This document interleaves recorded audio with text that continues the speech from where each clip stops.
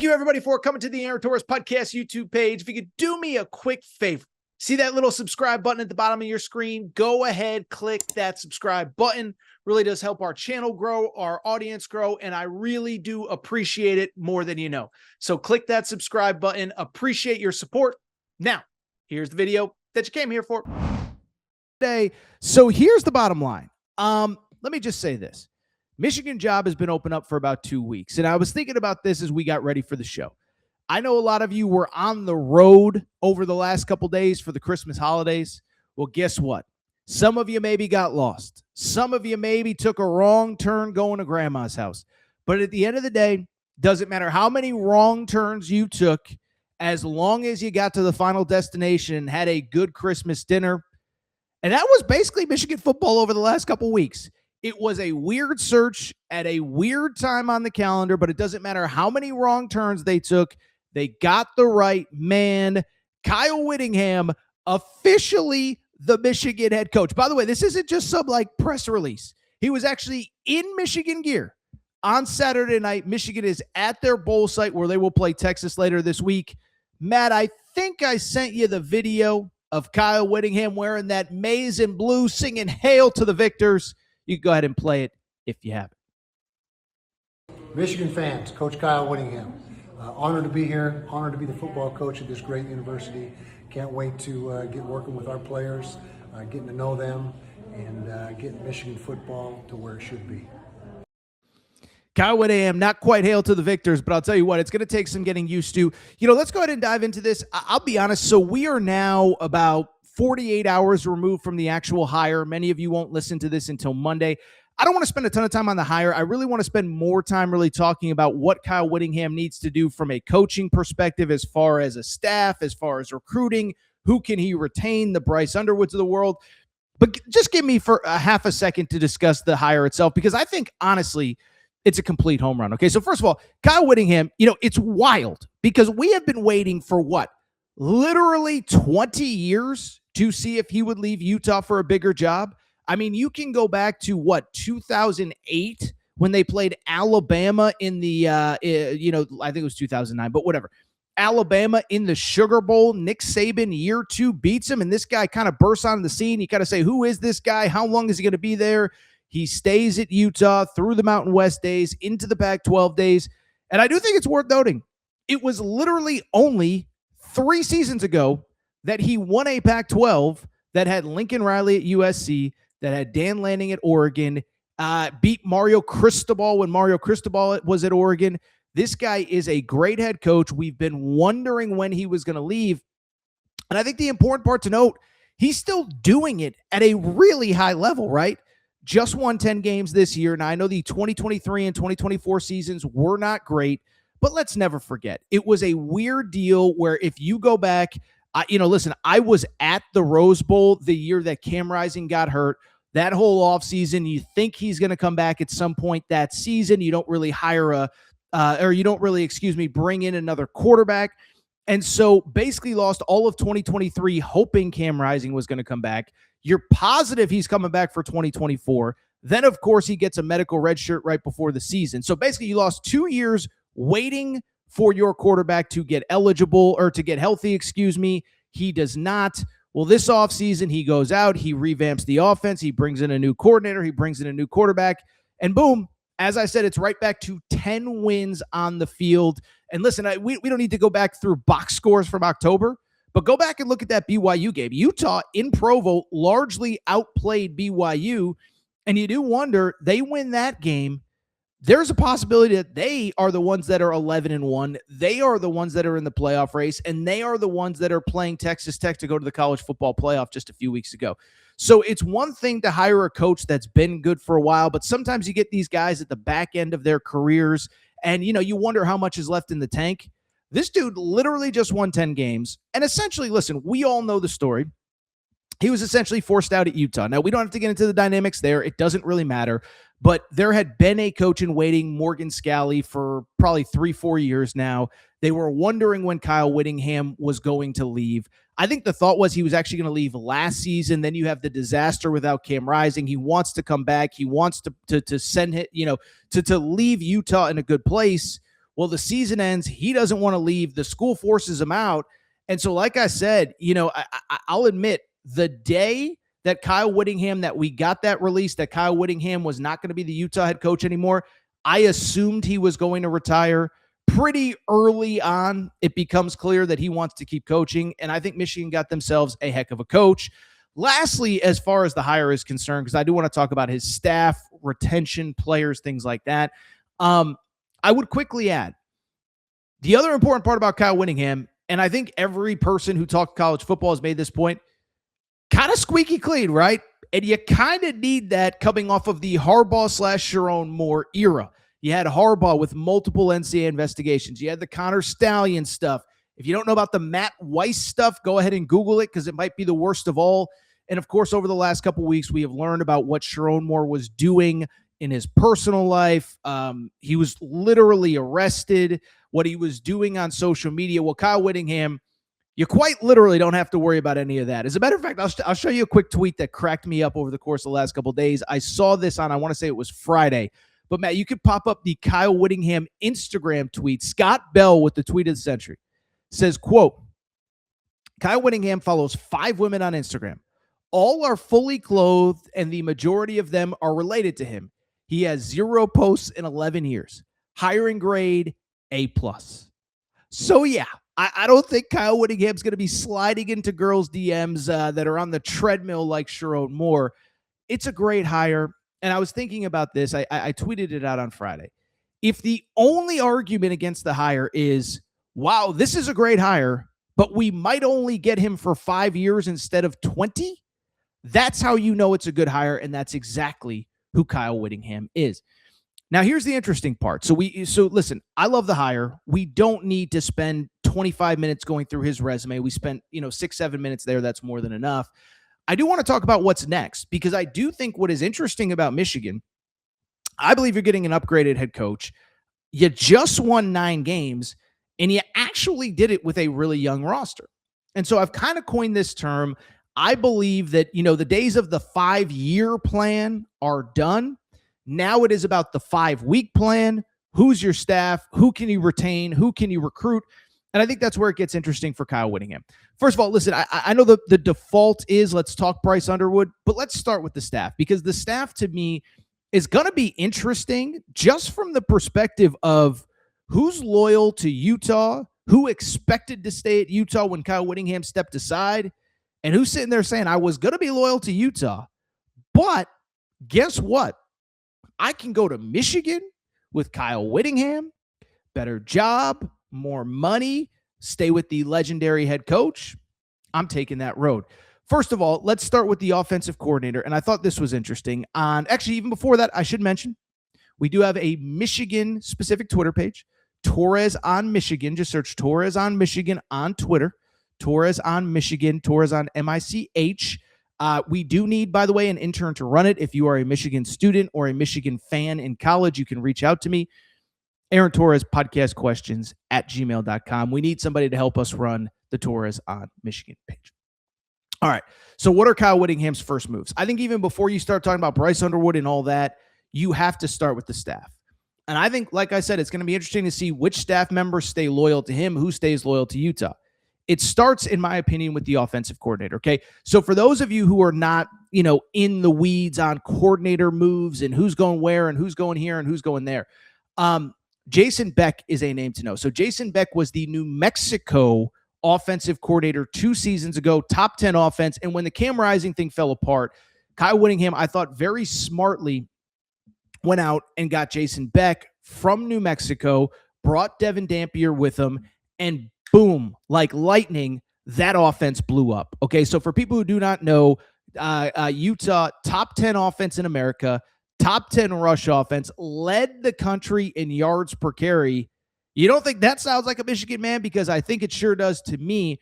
And the good news, if you're a Michigan man, a Michigan fan, or a Michigan man, it feels like Kyle Whittingham is going to bring his offensive coordinator with him. Matt Zenitz from CBS Sports was the first to report. Matt, if we have the tweet, Utah offensive coordinator Jason Beck expected to be a target for Kyle Whittingham's OC job at Michigan. Sources tell CBS Sports. Led by Beck, Utah, as I just said, ranks 5th nationally in scoring with an average of 41 points per game. So hopefully you bring the offensive coordinator who just led you to one of the most productive offenses in school history. It's worth noting, by the way, Jim Harding, his longtime O-line coach, is believed to be following him. He's been at Utah for 12 years. He's helped obviously put together some of the great O-lines in all of college football. Then as far as the defensive coordinator is concerned, we are recording here at 11:15, 11:19 Eastern time. The early reports are Jay Hill, the sitting BYU defensive coordinator, could follow Kyle Whittingham to Michigan. BYU, of course, won its bowl game on Saturday against Georgia Tech. As we record, nothing is official. If you see this and something does become official, don't get mad at Torres. I'm just reporting stuff in real time.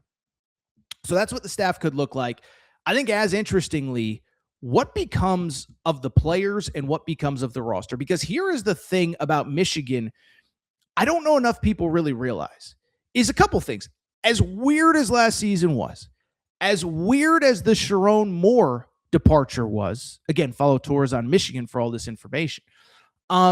Let's never forget this. Michigan went 9-3 last year. So think about that. You basically had a coach who was completely checked out, sliding into DMs, wasn't focused on football at all. By the way, I didn't even get a chance to really fully dive into that Detroit Free Press report, but he was apparently screaming at assistant coaches, crying in team meeting. Like, the guy clearly, in hindsight, I don't know how to say it delicately, but he was not focused on football. But you still went 9-3. And here's the crazy part.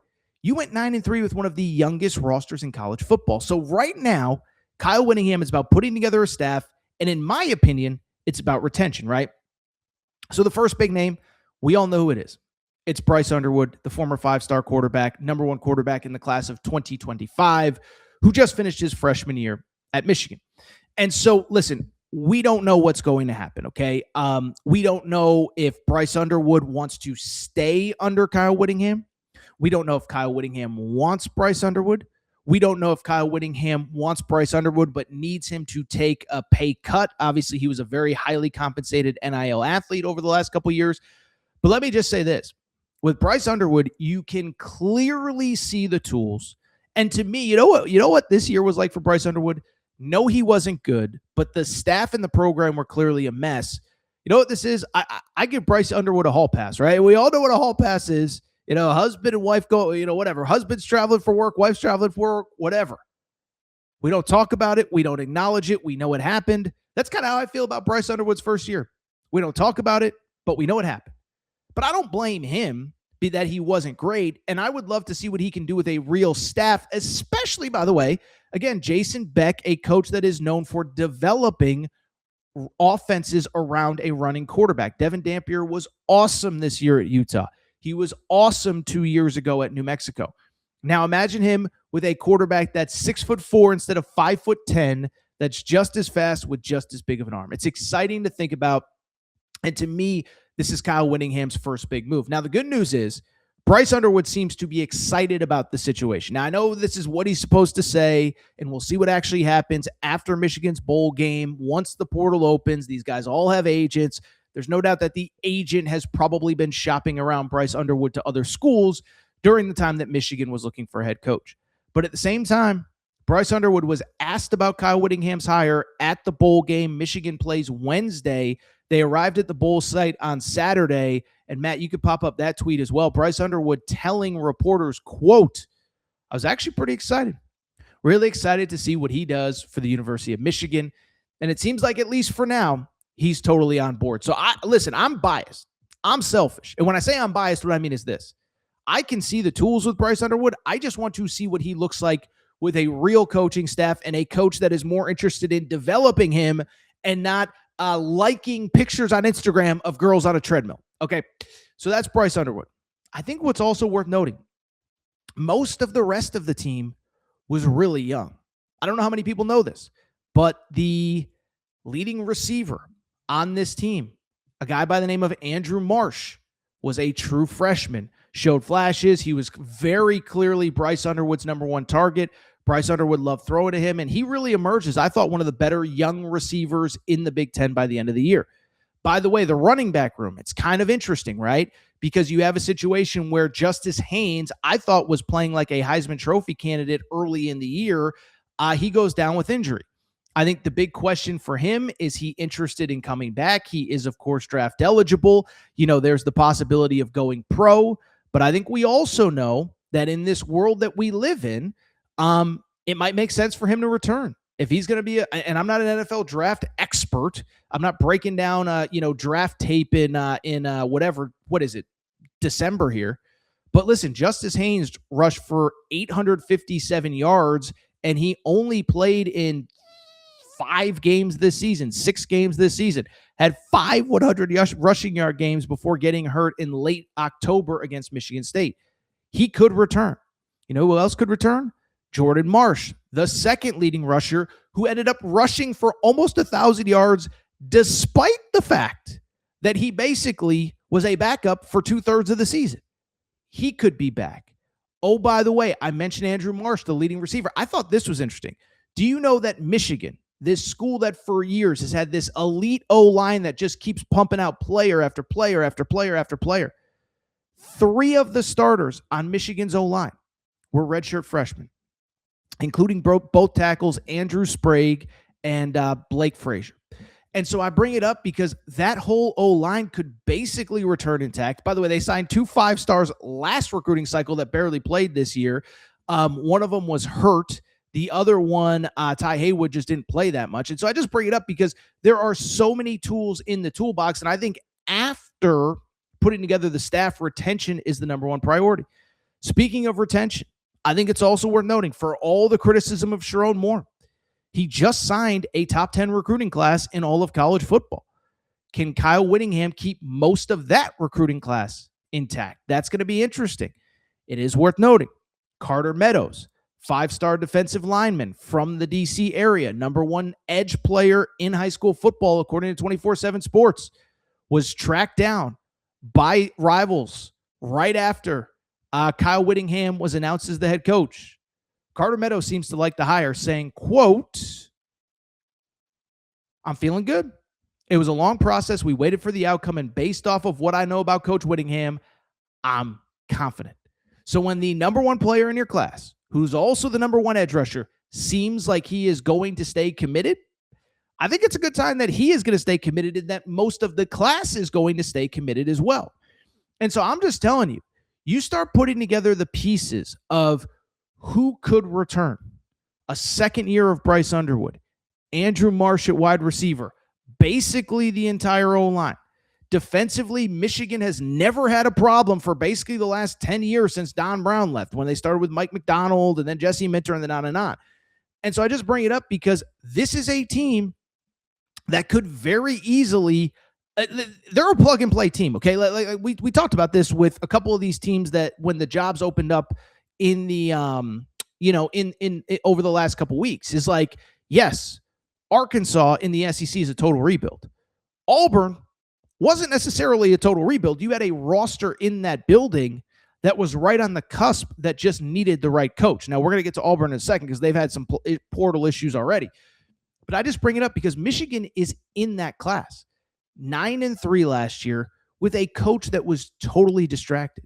And so now it's about putting the staff together. It's about retention with Bryce Underwood. It's about retention with the top 10 recruiting class. And I'll say this, I will be curious to see if Kyle Whittingham can make any surprises or any pulls from Utah as well.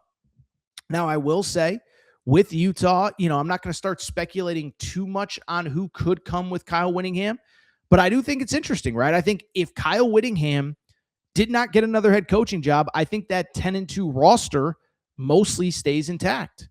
But now guys have to sit there and say, the ones that have the opportunity, I can go to Michigan to keep playing for the coach that I always wanted to play for, or I can stay at Utah for a first-time head coach that I just don't know much about and how good he's going to be.